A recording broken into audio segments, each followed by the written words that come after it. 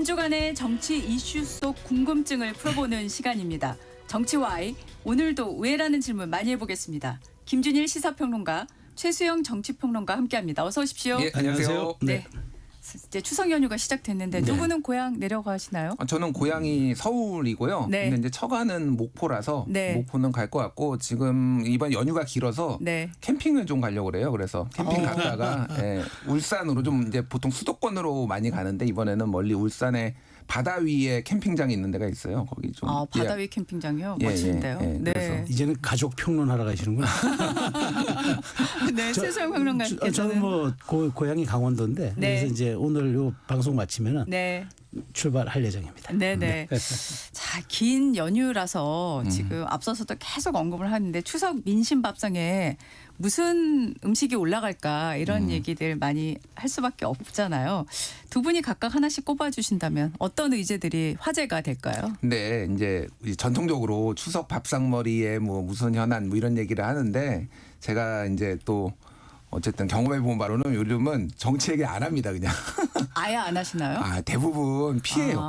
진짜로. 웬만하면은 진짜로요? 웬만하면 피하는 것 같고 네. 그냥 뭐 주식 얘기 많이 하지 않을까요, 저는? 주식 얘기. 주식 얘기. 정치 얘기 안 하고 주식 아니면 얘기. 뭐 이제 환율이 아니라 이제 관세 협상 관세 뭐 협상. 이런 거 얘기할 것 같아요. 나라 경제가 참 걱정이다 뭐 이런 얘기. 그래서 두루뭉술하게는 그렇게 얘기하는 게 아마 가족 간의 우애와 그 화합을 위해서 아마 좀 나을 것 같은데 네. 그럼에도 불구하고 네. 정치는 빠질 수가 없어요. 왜냐하면 우리 이제 우리가 흔히 얘기하는 이제 밥상머리 민심이라는 게 일종의 사실 어찌 보면 사회적 네트워크 기능을 하거든요. 추석이라는 이제 명절이라는 게 이제 우리가 아직도 전통적으로 이게 농경사회 문화긴 하지만 아직 네. 남아 있는데 네네. 근데 이게 이제 약간 장터 민심 그러니까 이게 뭐 사회학 용어라 그러더라고요. 그러니까 네. 장이 서면은 사람들이 모여서 각기같이 모여서 막 이런저런 얘기하다가 한쪽으로 이렇게 의견이 집합되면 그쪽으로 쏠려가는 현상을 장터 민심 효과라고 얘기를 한다는데 네. 장터 민심 발휘되죠. 왜냐하면 이게 이제 좀 뭐 관세라든가 경제 정말 다들 뭐 불편함이 없는 이슈로 처음엔 시작하지만 하다 보면은 종착지가 정치로 귀결되게 돼 있어요. 이게 저수지 이론입니다. 이게 돼 있어요. 네. 그래서 제가 보기에는 어쨌든 최근까지 있었던 것 중에는 사법개혁이 가장 논란이 될 것 같아요. 왜냐하면 이거는 네. 여야를 떠나서 야당 그러니까 여권 지지층 입장에서는 시원해서 좋다라고 얘기할 테고 네. 야권 지지층 입장에서는 이렇게 가도 되나는 불안감이 있을 테고 이런 점들이 아마 좀 맞부딪히면서 결론은 내지 않지만 심정적으로 어떤 결론들은 좀 내려가지고 다시 상경하지 않을까 그런 생각이 드는데 어쨌든 이번 추석은 길기 때문에 반드시 어떤 식으로든 지역에서의 여론 수렴 효과는 있을 겁니다. 네네. 지금 어제 이제 보통 연휴를 앞두고 당 지도부에서 귀성 인사를 하러 가는데 민주당 쪽에서는 용산역을 갔고 이건 뭐 전통적인 방식인데 국민의힘은 노인복지관을 찾아갔어요. 요게 좀 눈에 띄는 예. 모습이었는데 이거 왜 노인복지관으로 국민의힘은 갔을까요? 차별성이죠. 차별성. 지금 생각해 보세요. 지금 의석수 107석 가지고 되는 게 하나도 없잖아요. 네. 필리버스터 하나 제도권 내에서 할 수 있는 거고 나머지는 네. 기껏해야 장애투쟁밖에 없어요. 그런 네. 상황에서 그럼 이제 그 전통적인 모습 완전히 민주당은 이제 여기 뛰두르고 용산역에서 호남선에 있는 쪽에서 인사하고 계속 반복되게 이제 보수정당은 이제 서울역에서 이제 뭐 네, 네, 팸플릿 나눠주면서 인사하는데 네. 장동영 체제는 그렇게 안 가기로 한 것 같아요. 그러면서 오히려 노인회관을 찾아가서 떡을 빚고 떡 맺히고 그다음에 그런 과정을 통해서 말하자면 자기 자신들이 이제 좀 억압받고 있다는 그런 좀 차별성과 함께 노인이라든가 이런 좀 타겟화를 좀 얘기한 게 아닌가 싶어서 결국에는 저는 이제 지금 국민의힘이 기댈 수 있는 거는 뭐 4050 블록은 완전히 유권자 지형이 변해서 저쪽으로 이제 민주당 쪽으로 가버렸으니까 네. 60 중반 이후와 그다음에 이제 2030을 소구해야 될 텐데 아무래도 하나를 선택한다 그러면 아마 저는 60 이후를 선택한 그런 아무래도 당대표와 지도부가 하는데 정치적인 그러니까 동선을 짜는데 정치적인 전략이 없을 수가 없어요. 저는 네. 그런 걸로 보고 아마 그걸 통해서 내년 지선을 앞두고 좀 지지층에 대한 재집결 그다음에 전선의 형성 그다음에 이제 자신의 지지층들에 대한 또 하나의 확인 뭐 이런 과정들을 이번 이미지를 통해서 보여준 것이 아닌가 싶어요. 그러니까 뭐 최성 평론가님이 이제 잘 설명을 해주셨는데 저는 잘 포장해줬다. 제가 그냥 보기에는 거기 딱 나가잖아요. 네. 서울역에 딱 나가면은 네. 이제 귀성객들이 야, 내란 정당이 어디에서 지금 무슨 낯짝으로 여기 와서 인사하냐 이런 거 하이라이트 필름 나올 거예요, 분명히. 100% 나옵니다. 예, 예. 그거 뭐 딱 좋잖아요. 그러면 언론들이 보도하기 좋잖아요. 막 이렇게 막 화내는 시민들 나오고. 그러니까 그거 피한 거예요. 제가 보기엔. 그거 피한 거고. 원래 전통적으로 민주당은 용산역으로 갔는데 올해 설에는 이재명 대표 체제 때는 서초구에 있는 고속버스 터미널에 갔어요. 그러니까 이게 전국 정당화 그래서 가끔가다 그렇게 뭐 서울역 가기도 하고 민주당도 그렇고 근데 다시 호남선으로 간 거는 지금 이번에 지방선거 앞두고 지금 호남이 격전지가 될 것 같다 지금. 그러니까 호남 민심을 좀 닫고 지금 뭐 정청래 대표도 호남 특별위원회도 만들고 그러면서 네. 연일 강조하고 있거든요. 네네네. 그런 정무적 판단이 있을 거다. 예. 네. 두 분의 예상대로 갈지 한번 계속 보겠습니다. 네, 네. 어제 경찰이 이진숙 전 방송통신위원장 체포를 했습니다. 일단 두 분 예상하셨어요? 깜짝 놀랐어요. 예. 못했죠 당연히. 예, 예. 굉장히 이례적인 거죠.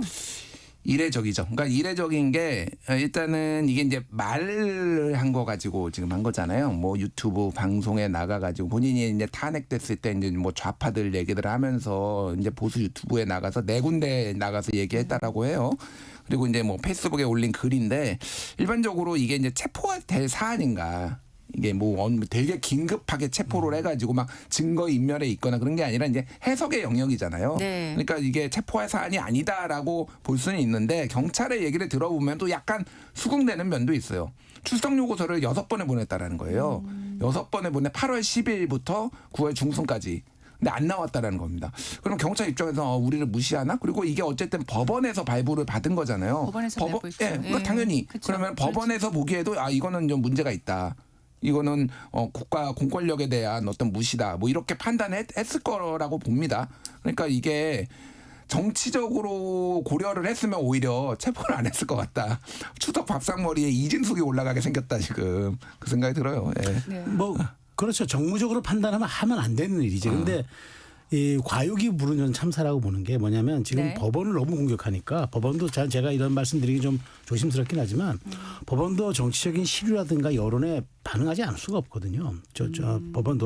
법도 우리 사람이 사는 일 속에서 벌어지는 일이니까. 네네. 근데 이제 최근 사법부에 대한 공격이 과도해지면서 법원도 체포영장이라든가 구속영장이라든가 이런 것 발부 이런 거에 조금 보니까 좀 뭐랄까 여론에 부응한다기보다는 눈치를 좀 보는 것 같아요. 여론 눈치를 보는 것 같다. 그런 게 하나 네. 있는 데다가 경찰이 이제 검경 수사권 조정 이후 좀 힘도 가진 데다가 검찰이 이제 어쨌든 내년 10월이 2일이지만 이제 사실상 이제는 그러니까 공중분해 된 거예요. 네. 그런 입장에서 이제 경찰이 존재감을 좀 가시하기 위해서 속도감을 낸 게 있다. 왜냐하면 물론 이제 6번 구속영장, 그러니까 소환 요구서를 보낼 수 있어요. 소환 요구서 보냈다고 출석 통지서 보냈다고 다 갑니까? 이재명 대통령 대표 시절에 거의 안 갔어요. 마지막 말미에 정기국회나 국회 피해서 살짝 가고 그랬는데 이준석 위원장 같은 경우는 세 번째 같은 경우는 필리버스터 하는 날, 국회 출석하는 날 못 갔다고 본인이 얘기를 했어요. 네. 이렇게 또. 그러니까 굳이 이렇게 긴급 체포를 해야 할 사유가 되는 것인가. 그리고 이 자체가 공직선거법과 이제 국가공무원법 위반인데 이거는 이미 1년 전에 한 방송이라서 이미 녹취 다 증거가 다 있어요. 아카이브에 딱 저장이 돼 있어서 빼박이에요. 말한 김준일 평론가 말씀하신 대로 해석의 영역만 남은 거고 본인의 진술만 남은 건데 그걸 가지고 집까지 찾아가서 오후 4시에 긴급 체포해서 수갑 채워서 경찰서로 끌고 와야 되나요? 그러니까 저는 이게 좀 오버 액션이라고 생각이 되고 어쨌든 지금 경찰이 뭔가 자꾸 지금 여론에서도 경찰의 수사력에 대해서 의문을 제기하고 과연 이게 검찰이 형해화됐을 때 과연 경찰이 이걸 감당할 수 있을까 이런 논란도 있다 보니까 의혹을 보인 것 같은데 이러다 보면 정치 경찰이라는 또 얘기 듣습니다. 그러니까 제가 보기에 물론 법 앞에는 평등해야 되고 법 집행에는 누구도 예외가 없는 건 맞아요. 맞지만 우리가 타임과 장소와 상황이라는 게 있잖아요. 근데 이건 저는 제가 보기에 오히려 이진숙 의도하지 않게 이진숙 몸값 키우기 이거는 저도 동의합니다. 왜냐하면 내년 지방선거에서 어떤 식으로든 이게 아마 좀 영향을 미칠 거예요. 그런데 이번에 들어가면서 보십시오.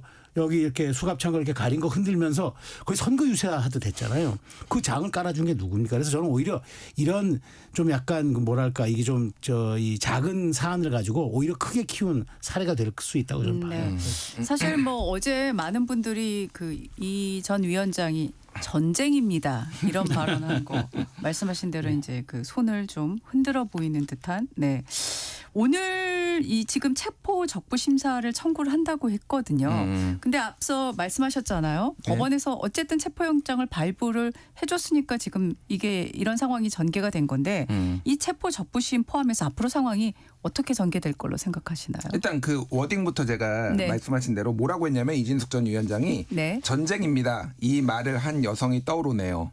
이거는 이제 김현지 부속실장을 얘기하는 거고 이재명이 시켰습니까? 정청래가 시켰습니까? 개딸들이 시켰습니까? 이렇게 얘기를 하면서 본인 이제 그러니까 가린 수갑찬 이거를 이제 했거든요.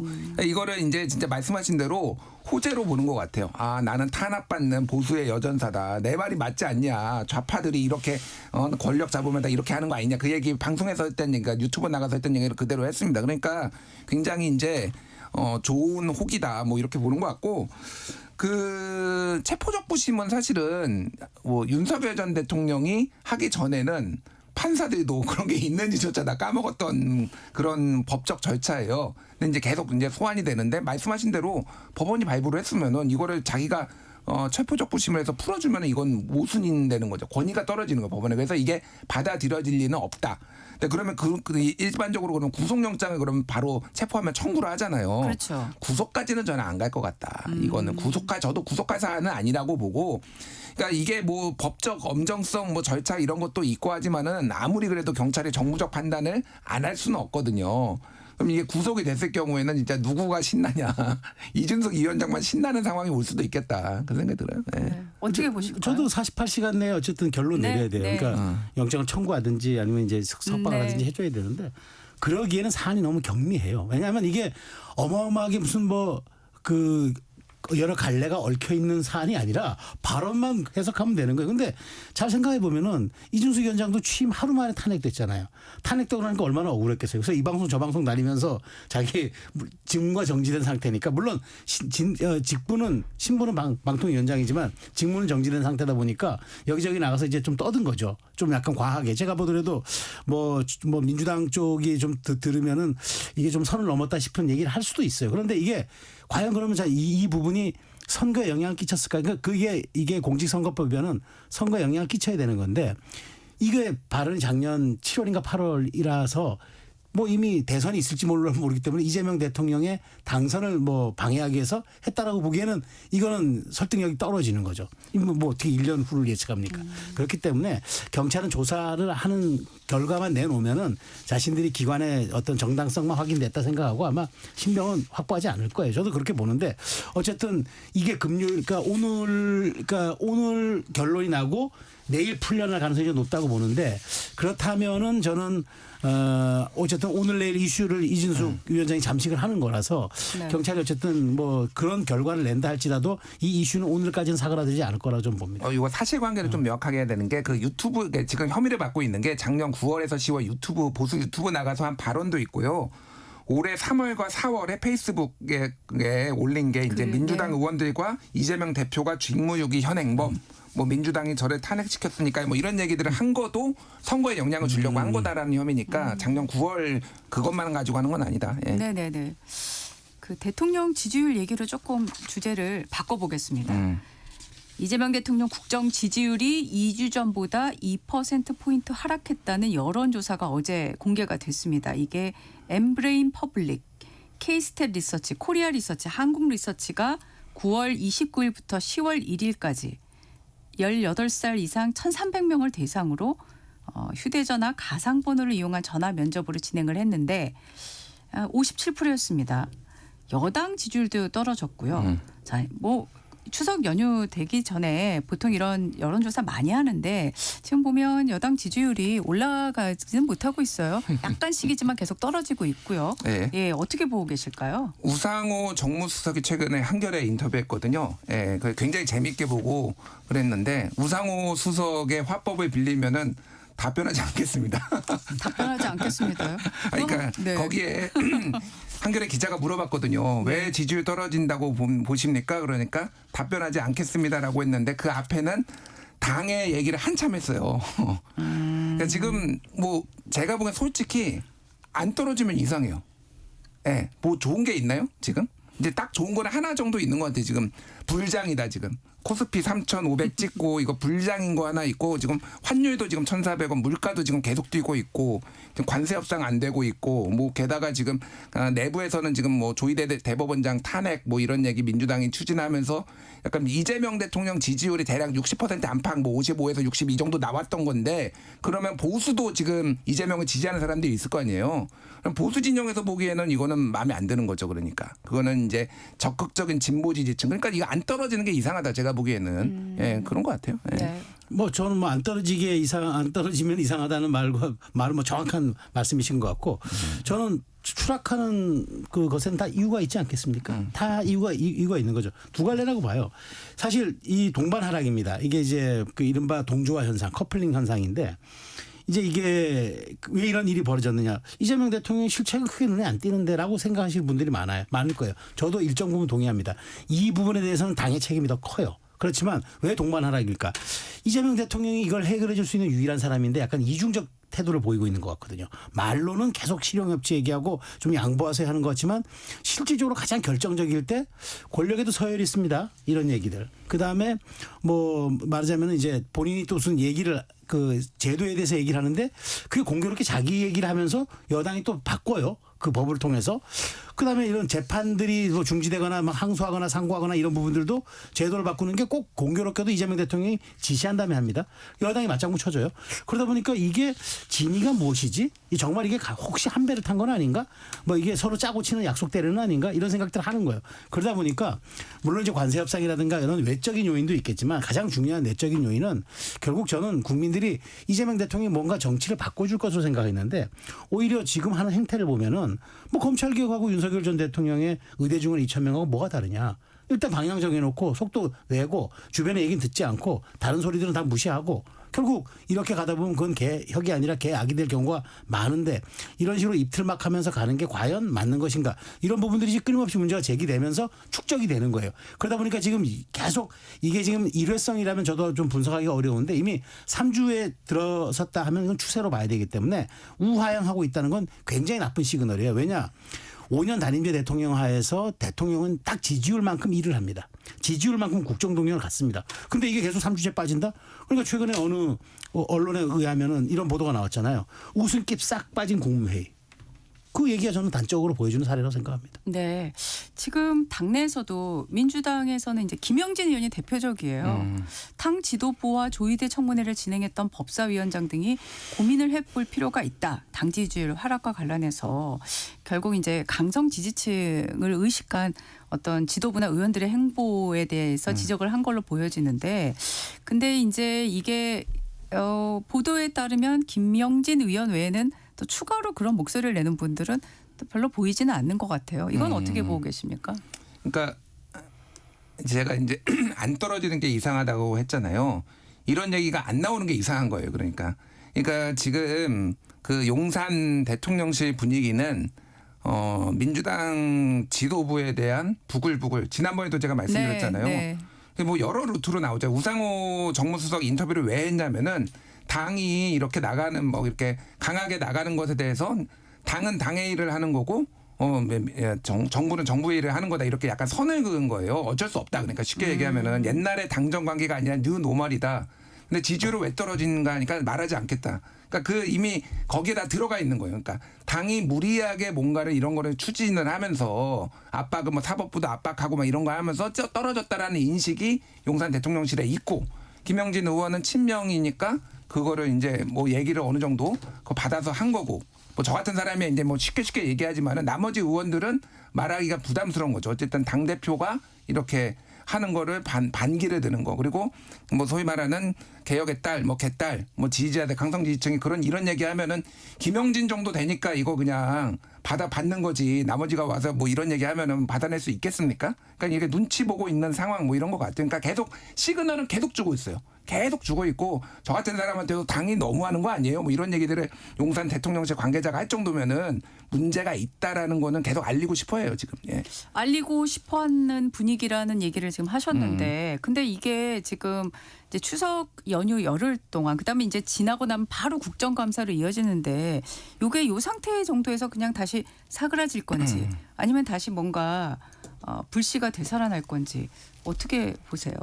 저는 어쨌든 좀 약간 속도 조절을 할 걸로 봐요. 왜냐하면 일단 추석이라는 휴지기가 좀 있고 연휴라는 네. 게 있고 근데 그 조금은 사그라들겠지만 이게 과연 그 정말 계속 그럼 아까 국정의 그 패턴이 바뀔 것인가 저는 그렇게는 안 봐요. 왜냐하면 지금 불안하니까 우상호 수석 그러니까 대통령실에서는 우상호 수석으로 대변되는 사람이 확실하게 얘기하고 있는 거고 당에서는 김영진 의원 그다음에 당 밖에서는 뭐 유인태 전 이제 의원 이런 분들이 좀 정확하게 얘기를 하고 있어요. 근데 이걸 받아들이냐는 별개의 문제예요. 그러니까 지금 당위를 말씀하신 거고 이걸 받아들이냐는 또 별개의 문제라고 저는 보는 이유가 뭐냐면 이미 추미애 정청래 이 두 분은 정치적 효능감을 느꼈거든요. 그리고 이재명 대통령도 이렇게 해서 대통령 됐는데 왜 우리는 못하라는 거야? 우리 보고 하지 말라는 거지? 이 말이 내면 속에 있어요. 있기 때문에 제어를 좀 해달라고 요청은 하겠지만 제어가 될지는 불분명하다. 다만 이게 속도 조절을 좀 들어갈 건 맞습니다. 왜냐하면 열흘 동안 아마 이제 이 추석 연휴 끝나잖아요. 밥상머리 민심이 어떻게 되든 간에 뭐 그 사이 이준숙도 나오겠고 여러 가지 사법개혁도 나오겠고 아까 말씀드린 뭐 이 경제 상황도 나오겠지만 이제 갔다 오면은 이제 여기에 대해서 이제 또 여론조사가 또 시행됩니다. 열흘 후에 시행되는 여론조사 제가 보기에 계속적인 우하향 내지는 보합세일 겁니다. 아마 상향으로 가지는 않을 거예요. 그러면 그거는 여권에게는 굉장히 좀 앞으로 계속 부담이 돼. 제가 아까 말씀드린 대로 대통령이 어쨌든 지금 10월 달이면은 이제 취임 4개월이 넘어가는 거예요. 우리가 통상 이제 취임 6개월을 골든타임이라고 얘기하잖아요. 개혁의 적기 얘기하는데 지금 개혁의 적기라기 뭐 개혁의 적기라고 이제 밀어붙이는 건 있는데 대통령 입장에서는 지지율 관리가 이렇게 돼가지고는 내년 올해 그 정기국회 끝나고 나면 내년 초에 국정 종료 이렇게 가져갈 수 없어요. 갑자기 그 패턴을 바꾸기 전에는 그러면 관리를 해야 되는데 그렇다면 이 부분이 저는 아까 말씀드린 대로 당 내에서 좀 더 여기에 대한 얘기들이 나올 것이다. 그러면 그게 어느 정도의 당의 영향력을 가지면서 정청래 추미애 속도전을 좀 제어시킬 건지 그거는 조금 지켜봐야 될 부분이라고 봅니다. 네, 열흘이라는 휴지기가 있어가지고 여러 가지가 국면이 또 바뀔 수도 있고 그대로 갈 수도 있고 뭐 가능성은 열려 있는데 네. 최근에 이제 불거졌던 게 이제 이른바 특검 파견 검사들의 집단 항명 아니다 이다 뭐 이런 얘기가 또 엇갈리고는 있는데요. 그런데 어제 또 내란 특검 재판에서 또 그 파견 검사 7분만 상복 차림이라고 그걸 또 이제 보시더라고요. 검은 정장, 검은색 타이. 계속 이렇게 검사들이 뭐 보기에 따라서는 항명이라고 할 수 있는 그런 그 행보를 할 건지 이것도 궁금하고 여기에 대해서 그럼 민주당에서는 어떻게 대응할 건지 이런 부분이 좀 궁금한데 어떻게 생각하세요? 고민들이 죄송합니다. 민주당 얘기 들어보면 고민들이 좀 있는 것 같아요. 그러니까 일종의 뭐 이제 항명으로 바라보는 분들도 있고 근데 이제 그 먼저 김건희 특검에서 먼저 이제 이게 40명의 원대복귀 요청. 근데 이제 원대복귀 요청한 거를 그러면 항명으로 볼 수 있느냐. 일을 안 한 것도 아니고. 그러니까 우리는 좀 혼란스럽다 지금 수사와 기소를 분리를 하는데 이게 우리 보고 다 하라는 거. 그리고 이게 맥락들이 좀 있더라고요 보니까. 뭐가 있었냐면은 이제 이번에 특검법이 좀 바뀌었는데 과거에는 이제 특검과 특검보의 지위를 받아가지고 공소유지를 한다라고 법이 있었는데 그 조항이 없어졌어요. 특검이나 특검보는 이제 그 지위 그렇게 직접적으로 안 해도 나머지 이제 검사들이 할 수 있게 됐는데 이 공소유지가 쉽게 얘기하면 재판이 한 이런 거 2년 가거든요. 네네. 1년 안에 안 끝나요. 그러면 본인이 원대복귀해도 계속 여기에 해야 되고. 근데 이게 보통은 명예 아니면은 승진 이런 거가 직접적으로 연결이 돼 있으면은 열심히 하죠. 그러니까 어쨌든 네네. 본인 일에 과인일이라기보다는 이중일이라고 하더라도. 근데 이제 동기부여가 안 되는 거잖아요. 지금 검찰청은 없어지고 수사는 더 이상 이제 저기 중수청으로 가버리고 막 이런 복합적인 것들이 있고. 좀 전체적으로 좀 검사들을 다 집단 악마와 적폐화하는 것에 대한 좀 반발들도 좀 있는 것 같아요. 우리는 일만 열심히 했는데 아니 물론 그 선배들 뭐 이를테면은 지도부가 뭐 문제가 있었던 건 인정하는데 이렇게 하는 게 맞느냐. 그래서 이게 공소유지 문제가 진짜 좀 걱정을 하고 있어요 민주당에서. 아 공소유지 문제로. 왜 그러냐면 김건희 특검에서 지금 수사 엄청 많이 벌려놓고 계속 나오잖아요. 네. 근데 이거 잘못하면은 다 무죄날 수도 있습니다. 공소유지 제대로 안 되면은 사실은. 그러니까 이게 그래서 너무 막 이렇게 쥐잡듯이 지금 하려고 하는 것 같지는 않아요 민주당도. 민주당에서도 그러니까. 공소유지 해야 되니까 그럼요. 현실적인 게 굉장히 크죠 그 부분이. 예, 그럼요. 네. 예, 그러니까 여러 가지 좀 고민들이 있다. 그래서 이거를 더 확 확전으로 가려고 하는 분위기는 아니다 민주당이. 민주당에서 확전 분위기는 아니란 말씀이시군요. 저도 비슷하게 느끼는데 네네. 그러면 채찍과 당근을 병행해야 되는데 네네. 채찍만 있고 당근이 없어요. 뭐 파견 검사들 뭘 당근 줄 거예요. 이 사람들 이제 복귀하면은 명칭이 수사관이 될지도 모르고 추미애 위원장 말에 따르면 공소관이 될지도 몰라요. 검사라는 건 사라지니까 물론 이제 거치가 굉장히 불안정해진 그렇죠. 1년 상황이죠. 유예 기한이 있다 하더라도 네. 사실상 모법은 이제 그 정해진 거잖아요. 근데 시간만 남은 거고. 근데 이제 이렇게 직업적 불안정한 상황. 그다음에 또 하나.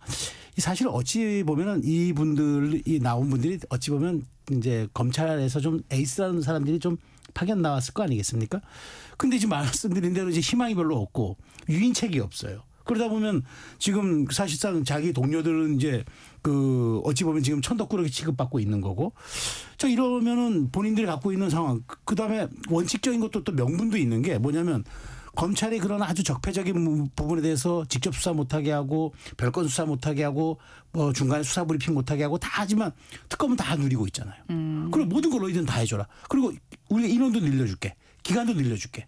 어쨌든 다 잡아넣어. 라는 게 지금 여권의 시그널이라고 지금 생각이 된다면은 검사들 입장에서는 너무 이중적 아니냐. 왜 우리 부릴 때는 이렇게까지 잘 드는 칼을 주면서 다 별이라고 하고 왜 우리 조직에 대해서는 이렇게 적폐 취급하고 정말 천덕꾸러기 취급하냐. 이런 얘기들이 나오죠. 그러다 보니까 제가 보기에 그 가장 무난하게 항의를 표시할 수 있는 게 이제 이른바 조문 드레스 코드로 나간 것이다라고 보고 어쨌든 여권의 고민은 그럴 거예요. 달래서 잘 가서 공소유지 해가지고 재판에서 다 유죄를 이끌어내야 되겠는데 이게 당근이 마땅치가 않아요. 옛날 같으면 돌아가면은 뭐 승진한다든가 뭐 좋은 자리 보낸다든가 이렇게 그런 게 되는데 지금이 없으니까 여권이 이 적절하게 일종의 그 어르고 달래기를 어느 정도까지 해낼지 그게 관건인데 제가 보기에 조금 지난번 찾아가서 하는 거 보니까 영 어째 그 미덥진 않아 보입니다. 항명이라고 강하게 비판을 하면서도 속내는 복잡하겠네요. 그러니까. 그러니까 뭐 항명이라고 강하게 얘기를 한 거는 또 여기에서 그 검사들 얘기를 다 받아줄 수는 없잖아요. 또 지지층도 보고 있고 그러니까 했지만은 전현희 위원장이 또 가가지고 불안과 우려를 하소연하는 차원이라고 이해했다라는 게 딱 정확하게 지금 스탠스에 그러니까 더 밀어붙이면 문제 생길 수 있다. 지금 왜냐하면 검찰 얘기 들어보면은 가겠다는 이제 우리 원내 복귀하겠다라는 사람은 있잖아요. 오겠다는 사람은 없어요. 지금 특검에. 예. 그러면은 진짜 그냥 수사 못 할 수도 있어요. 만약에 다 이제 원내 복귀 진짜 하면은 뭐 지금 태업을 하거나 그런 거 조짐은 보이지 않지만은 그렇게까지 가는 거를 좀 막아야 되는 좀 지금 상황인 거죠. 예. 특검에 파견된 검사건 얘기로만 했는데 짧게. 근데 이제 검찰 내부에서 직접 또 강하게 발언을 하는 내용들이 나오는데 이게 집단 반발로 이어질 가능성 짧게 어떻게 보실까요? 집단 반발로 이어질 가능성은 네. 없어요. 없다? 왜냐하면 이제 네. 힘이 빠졌기 때문에 다만 네. 개인 의견들은 네. 지속적으로 아마 뭐 페북이라든가 온라인 상을 통해서 할 거예요. 네. 예, 불씨가 계속 남아 있다. 이거는 아직. 불씨가 남아 있다. 네네, 알겠습니다. 요게 네. 지금 상황이 어떻게 전개될지는 추석 이후에도 계속 지켜봐야 되겠습니다. 잠시 후에 좀 더 이야기 나눠보겠습니다. 전격 시사 듣고 계신 지금 시각은 8시 28분입니다.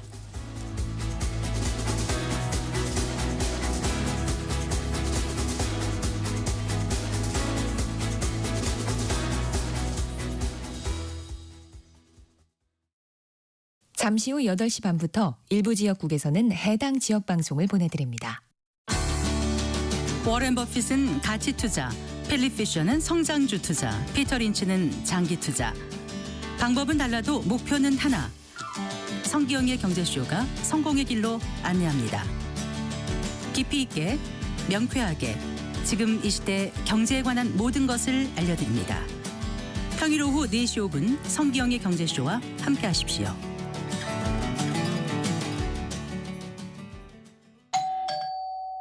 편지 왔습니다. 퇴근길 지친 당신에게 힘이 되는 뉴스를 전해드립니다. 매일 저녁 5시 5분 당신과 함께 읽는 세상 이야기 KBS 1라디오 뉴스레터 K 지금 시각은 8시 30분입니다.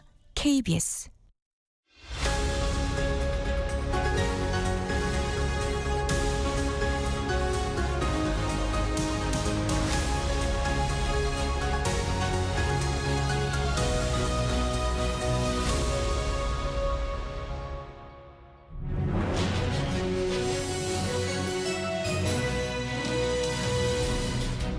네, 정치와에 이어갑니다.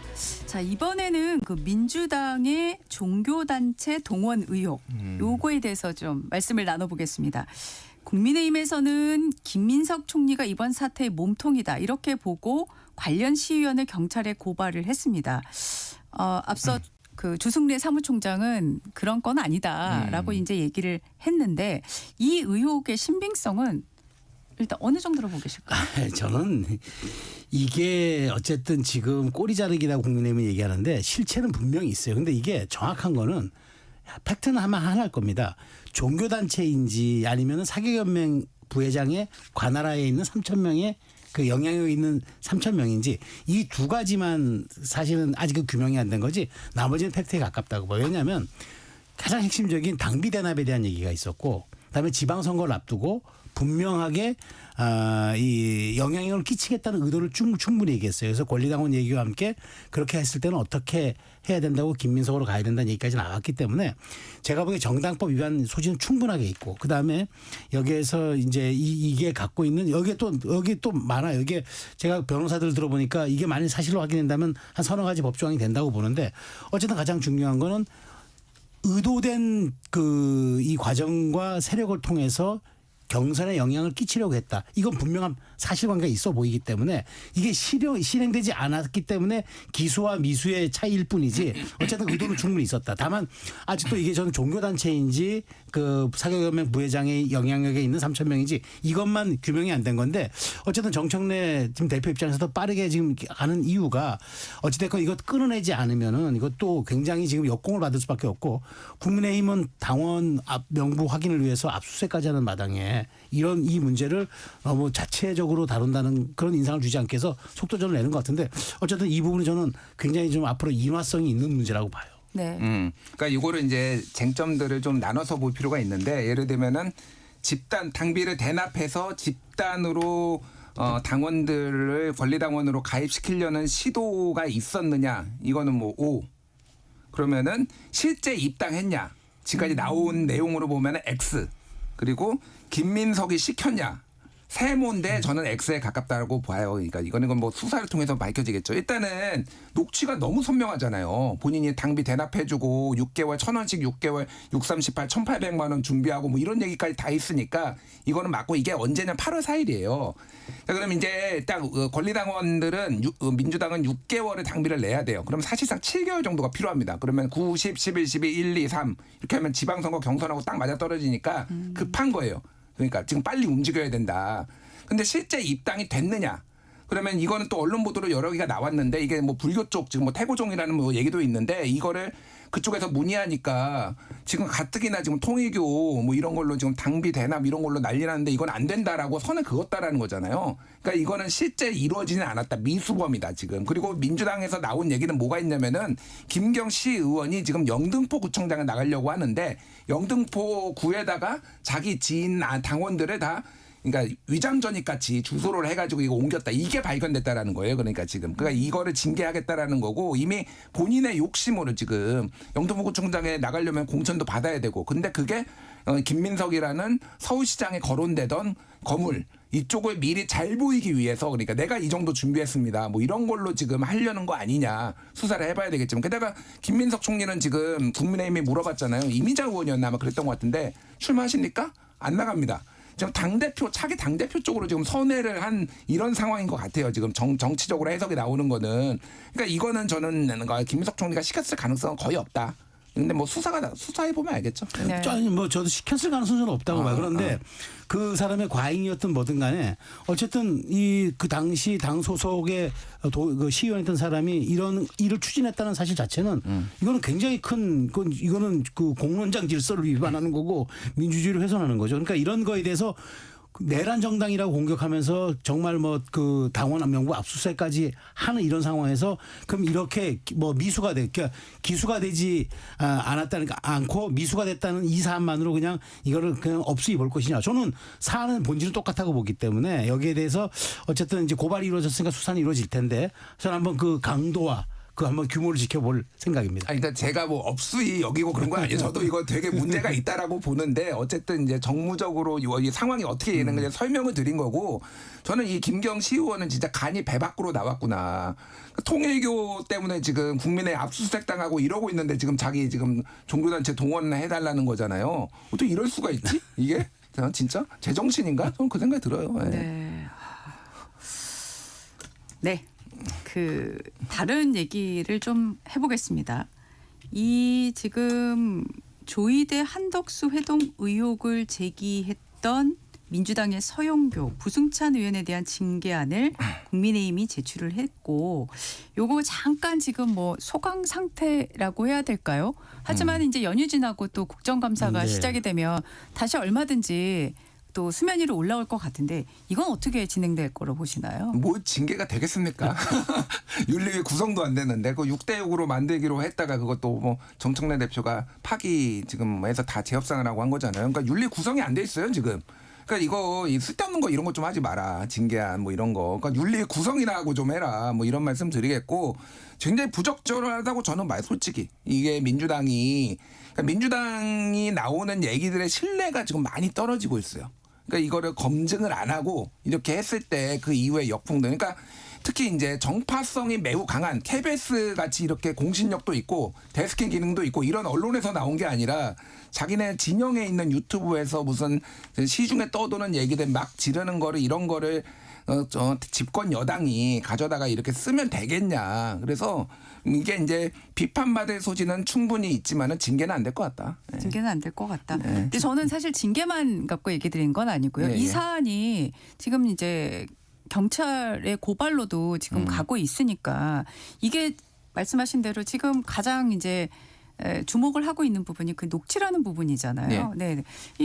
이 상황이 그냥 이대로 넘어갈 것 같지는 않거든요. 그러니까 뭐 서영교 의원이나 부승찬 의원이 추가로 또 뭔가를 꺼내 들던가 아니면 그게 아닌 또 다른 얘기가 나올 건가. 충분히 저는 가능성은 있을 것 같거든요. 이게 간단히 이게 그냥 없었던 일처럼 그냥 짧게 말씀드리면은 사실은 이거는 형사 고발 대상은 아니에요. 왜냐하면 국회에서 네. 본회의나 뭐 이런 데서 얘기한 거기 네네네. 때문에 아예 이거는 형사 고발 대상이 될 수는 없고 예전에 이제 청담동 술자리 같은 경우엔 그래서 그것도 민사로 걸어가지고 김우겸 전 의원한테 이제 7천만 원 받아낸 거거든요. 그 한동훈 전 대표가. 그러니까 이렇게 가야 되는 거. 이게 그래서 추가적으로 그러면 민주당이 이거를 입증할 수가 있는 것인가. 제가 뭐 민주당 쪽 얘기나 좀 들어보면은 없다는 거예요 지금. 네, 없다는 거예요 지금 증거가. 네. 민주당은 이거 유야무야 전략으로 나가야 돼. 이거 계속 키우다가는 이거 큰일 나요. 그러니까 있었든 없었든 듯 하면서 그냥 어물쩍 넘어가야지.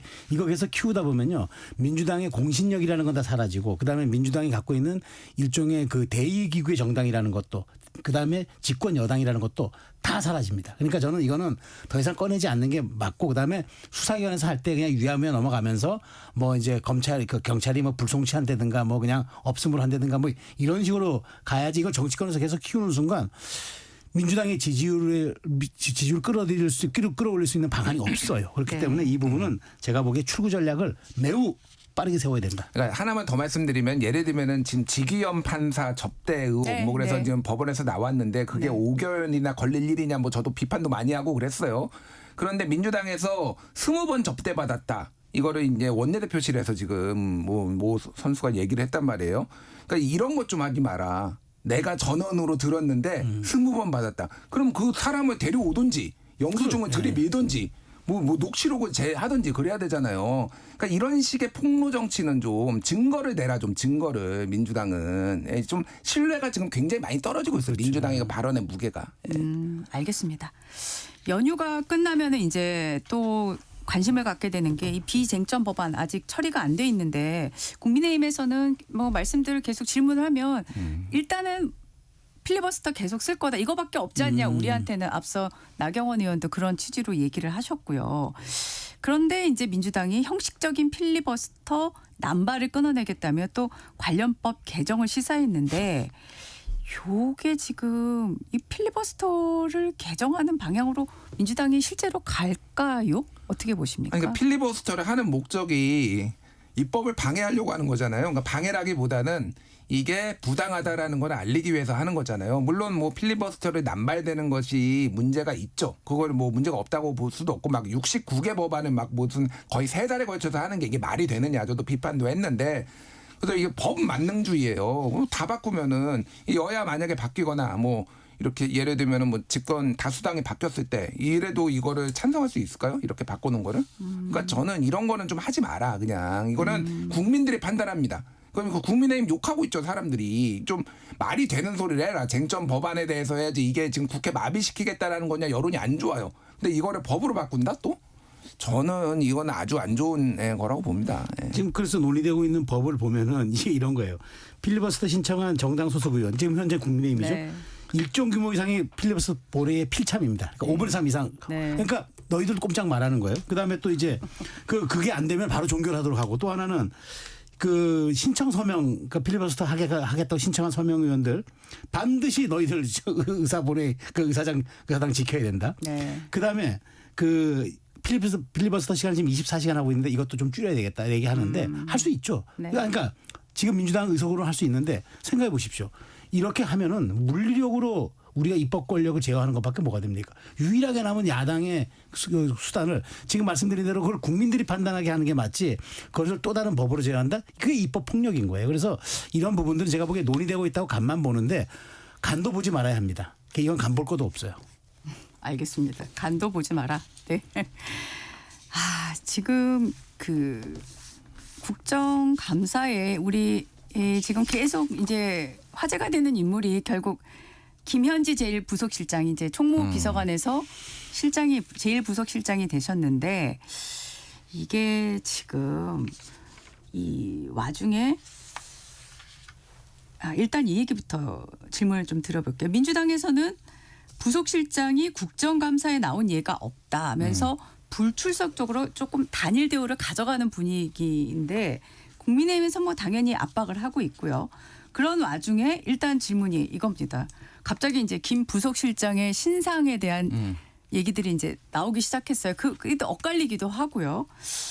혹시 두 분이 네. 관련해서 좀 전원 들으신 얘기 확인한 거 있으신가요? 뭐 신상과 관련해서요? 네네, 신상과 관련. 박원석 의원이 이미 네, 얘기를 얘기했는데. 했잖아요. 그러니까 네. 예, 상명대 예전에 네. 상명대 출신이고 75년 4월생으로 알려져 있고요. 네. 예, 근데 좀 학교를 먼저 간 것 같아서 93학번이다. 네네. 뭐 이렇게 1년 정도 먼저 간 것 같고 뭐 시민사회 운동 많이 했고 뭐 이건 아주 사적인 건데 이재명 변호사 시절부터 성남시장 전부터 이 성남 지역에서 활동을 하다가 거기에서 성남 지역에 의제 발굴하고 이런 것을 선거 운동도 같이 준비했으니까 이 소위 말하는 성남 경기 라인에도 등급이 있거든요. 성골, 진골, 육두품이 있습니다. 거기에도 모두가 다 같은 계급이 아닌데 정진상, 김용 그리고 김남준, 김현지 이 네 사람은 성골이다. 근데 정진상, 김용은 지금 이제 사법 리스크 때문에 못 나오고, 그러니까 김현지가 지금 굉장히 실세인 거고 예전에 에피소드를 보면은 이재명 변호사 시절에 담배를 폈는데 김현지, 이재명 둘이 맞담배를 피면서 일을 했다. 뭐 이런 얘기까지 이제 전해질 정도로 매우 격이 없는 이런 사이다. 뭐 이런 거예요. 뭐 그래서 무슨 이걸 비선 실세다. 비선은 안 보여야지 비선인데 다 보이는 비선이 어디 있습니까? 뭐 그런 건 V0다 이런 거는 너무 과도한 정치 공세고 근데 좀 투명하게 이제 밝힐 필요는 있겠다. 도대체 뭐 했던 사람인지. 네, 예. 시간상 마지막이 될 것 같은데. 짧게 네. 말씀드릴게요. 네. 굳이 민주당이 안 키워도 될 이슈를 너무 키워버렸다. 그냥 총무비서관한테 출석시켰으면 아무 문제 없을 걸 부속실장으로 해서 출석시킨다니까 한 번도 출석한 사례가 없는 걸로 하니 설득이 되겠습니까? 알겠습니다. 네, 두 분 추석 연휴 잘 보내시고요. 네. 네, 김준일 시사평론가, 최수영 정치평론가와 함께했습니다. 고맙습니다. 감사합니다. 감사합니다. 이어서 날씨 정보 전해드립니다.